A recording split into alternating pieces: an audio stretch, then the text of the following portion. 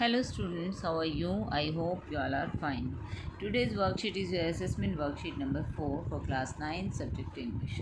Let's start it. General instructions. कुछ instructions दिए गए हैं. This is an assessment worksheet based on the worksheets of the previous weeks. All questions are compulsory. ये assessment worksheet आपकी पिछली worksheets पर आधारित है और सभी क्वेश्चन अनिवार्य हैं. Choose the correct determiner from the given options to fill in the blanks. In blanks को fill करने के लिए आपको correct determiner का चुनाव करना है. तो आइए देखते हैं. Do you have dash post cards. अब देखिए, जब भी हमने एनी के बारे में पढ़ा था और मैनी और एनी का यूज़ पढ़ा था, सम का यूज़ पढ़ा था, मच का यूज़ पढ़ा था, डिटर्मिनर्स का यूज़ जब हमने पढ़ा था तो हमने देखा था कि एनी का यूज़ जो है वो इंटरोगेटिव सेंटेंसेस में और नेगेटिव सेंटेंसेस में होता है. ठीक है, तो यहाँ पर हम जो है हमें क्वेश्चन पूछा गया है, इंटरोगेटिव सेंटेंस पूछा गया है. तो यहाँ पर है do you have dash post cards. Do you have any post cards. क्या आपके पास कोई पोस्ट कार्ड हैं? तो any is the right answer here. There are dash countries in the world where the population is not growing fast. देखिए, बहुत सारी countries हैं इस संसार में जहाँ पर पॉपुलेशन फास्ट ग्रो नहीं हो रही है. तो जो कंट्रीज़ हैं हमारा प्लूरल में नाउन है. अब प्लूरल के अंदर है लेकिन ये काउंटेबल है, तो काउंटेबल है तो इसीलिए हम यहाँ पर जो है मैनी यूज़ करेंगे क्योंकि यहाँ पर नंबर बताया जा रहा है. तो many countries. We have not had dash rain this monsoon. We have not had much rain this monsoon. कि हमें इस बार ज़्यादा मानसून में बारिश नहीं हुई. Dash people are standing here. अब देखिए, यहाँ पर सम पीपल आर स्टैंडिंग है क्योंकि लिटिल जो है वो हम क्वांटिटी को लिए यूज़ करते हैं, तो सम नंबर के लिए यूज़ होता है, तो सम is the right option. She got her visa without any problems. ठीक है, विदाउट एनी प्रॉब्लम्स. उसे अपना वीज़ा मिल गया बिना किसी प्रॉब्लम्स के. तो हमने यहाँ पर देखा 2 बार यूज़ हुआ है एनी का. एक हमने देखा इंटेरोगेटिव सेंटेंस में हमने यूज़ किया do you have any post card, और यहाँ पर हमने सिंपल सेंटेंस में यूज़ किया she got her visa without any problem, कि उसको बिना किसी प्रॉब्लम के वीज़ा मिल गया. Choose the correct modal from the given options to fill in the blanks. आपको राइट मॉडल को चूज़ करके फिल करना है. शेल और मे दिया गया है आपको ऑप्शन में. You live long. अब देखिए, एक विश है, विश के अंदर हम मे का यूज़ करते हैं, तो may you live long. Dash I sit here for some time. ये रिक्वेस्ट की गई है, आप परमिशन ले रहे हैं, तो can I sit here for some time. क्या मैं कुछ समय के लिए बैठ सकता हूँ. Dash I use your phone. तो ये भी परमिशन ले रहे हैं, आप पोलाइट रिक्वेस्ट कर रहे हैं. Could I use your phone. Being a receptionist she will dash type a letter. एक रिसेप्शनिस्ट होने के नाते she will have to type a letter. उसको टाइप करना ही होगा letter. She will have to. A जज मस्ट बी जस्ट. एक जज को जो है जस्ट होना चाहिए, मतलब उसे बिना किसी पक्षपात के जस्टिस करना चाहिए, न्यायोचित होना चाहिए उसे. Based on a reading of the chapter the sound of music answer the following questions. अभी आपके चैप्टर से क्वेश्चन दिए गए हैं द साउंड ऑफ म्यूजिक से. फर्स्ट क्वेश्चन है who was deaf in the lesson and when was the deafness first notice.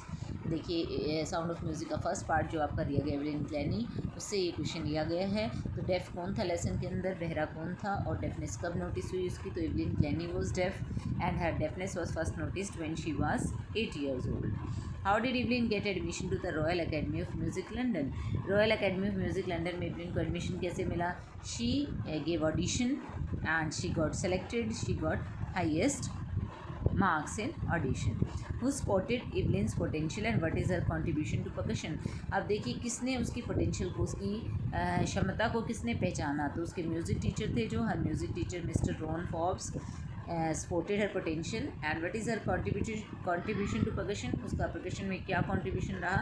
she learned to play more than 1000 instruments. उसने 1000 से भी ज़्यादा इंस्ट्रूमेंट बजाने सीखे.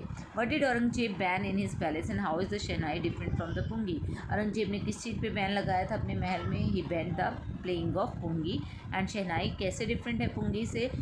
the sound of shehnai is pleasant while the sound of pungi is unpleasant and shrill. it is merely a reeded noise maker. पुंगी को तो सिर्फ ऐसा कहा जाता था कि सिर्फ शोर करती है, ये कोई इसकी अच्छी साउंड नहीं होती है, अनप्लेजेंट साउंड होती है. Who changed the perception of shehnai? from where did shehnai gets its name? Perception of shehnai किसने चेंज की थी? देखिए, एक बार्बर था जो a barber from a professional musician family, he made some changes in the pungi and then he gave it the name of Shehnai because it was first played by a nai in a shahi chamber. Shahi chamber में बजाई गई थी, पहली बार नाई ने बजाई थी, तो इसीलिए इसका नाम शहनाई पड़ा था। यहाँ पर आपको आंसर्स मिल जाएंगे क्वेश्चंस के। फर्स्ट क्वेश्चन था हमारा, कौन who was deaf? Evelyn Glennie was deaf. Evelyn Glennie deaf थी, बहरी थी, and her deafness was first notice by her mother. उसकी माँ ने उसकी बहरेपन को नोटिस किया था when she was 8 years old, जब वो 8 साल की थी। When Evelyn was called for playing piano but she did not move, then her mother realise that she had some problem in hearing. जब एवलिन वो पियानो बजाने के लिए बुलाया गया, उसका टर्न आने पर वो बिल्कुल भी नहीं हिली, तो उसकी मदर को रियलाइज़ हुआ कि शायद उसको सुनने में कोई दिक्कत है। नेक्स्ट क्वेश्चन था कि इवलिन ने किस तरह से एडमिशन लिया रॉयल सोसाइटी ऑफ लंदन में, तो ये आंसर रहेगा आपका, Evelyn gave audition, got highest marks and got selected for admission in the royal academy of music London. Evelyn ने ऑडिशन दिया, हाईएस्ट मार्क्स लिए और फिर उसका एडमिशन हुआ royal academy of music London के लिए, वो सेलेक्ट हो गई। थर्ड क्वेश्चन था कि किसने इवलिन की पोटेंशियल को पहचाना? Her music teacher mister Ron फोप supported her potential.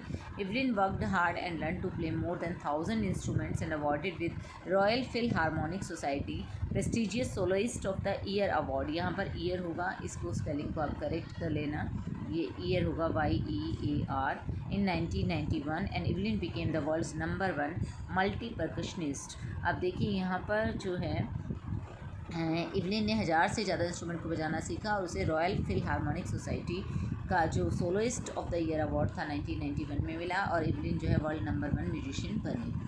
Multi percussionist, जो कि मल्टी यानी कि बहुत सारे इंस्ट्रूमेंट्स को बजा पाता हूँ। आंसर नंबर 4 आता है, Aurangzeb banned the playing of pungi in his court. पुंगी को बजाने पर प्रतिबंध लगाया था अपने दरबार में औरंगजेब ने। शहनाई है sweet and melodious sound while pungi has harsh and unpleasant sound. शहनाई का साउंड जो है वो बहुत स्वीट है, मेलोडियस है, संगीत में है, मेलेडी से भरा हुआ है, जबकि पुंगी का जो आवाज़ है वो हार्श और अनप्लेजेंट है। It is called a ready noise maker. इसे तो सिर्फ शोर शराबे का कहा जाता है कि ये शोर ही पैदा करती है सिर्फ पुंगी। अब देखिए कैसे परसेप्शन चेंज हुआ था शहनाई का। Barber of a family of professional musicians improve the tonal quality of पुंगी।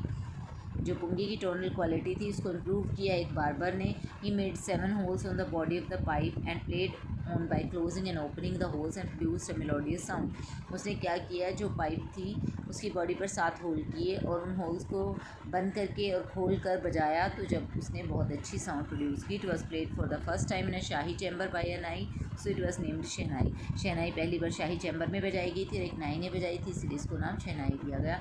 Ustad Bismillah Khan brought it on to the classical stage of unbeatable heights. और उस्ताद बिस्मिल्लाह खान जो थे वो इसको शहनाई को ऐसी ऊंचाइयों तक लेकर गए क्लासिकल स्टेज पे जिसको कोई भी बीट नहीं कर सकता। I hope you understood the worksheet. Thank you, stay safe.